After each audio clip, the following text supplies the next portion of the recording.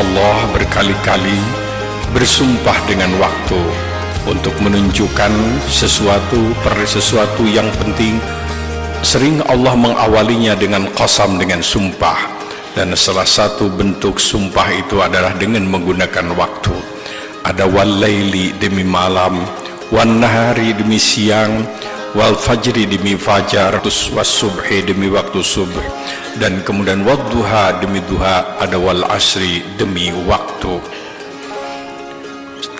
Semuanya ini memberikan pelajaran kepada kita bahwa kita harus memberikan perhatian terhadap waktu, harus mampu mengisi waktu, memanfaatkan waktu, memanage waktu, dan tidak boleh memubazirkan waktu.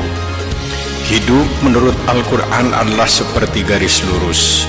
Kita maju melangkah ke depan dan kita tidak pernah kembali kepada masa silam.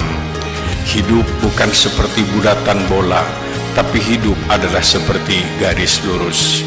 Hari ini kita bertemu dengan hari Jumat, pasti besok kita bertemu dengan Sabtu, hari Ahad, Senin, Selasa, Rabu, Kamis, dan Jumat lagi. Jumat yang akan datang pasti bukan Jumat yang sekarang, dan seumur hidup kita hanya bertemu hari ini dengan Jumat yang sekarang. Oleh karena itulah, begitu kita lewatkan waktu, kita harus siap, kita tidak akan bertemu lagi dengan waktu yang sudah kita lalui itu.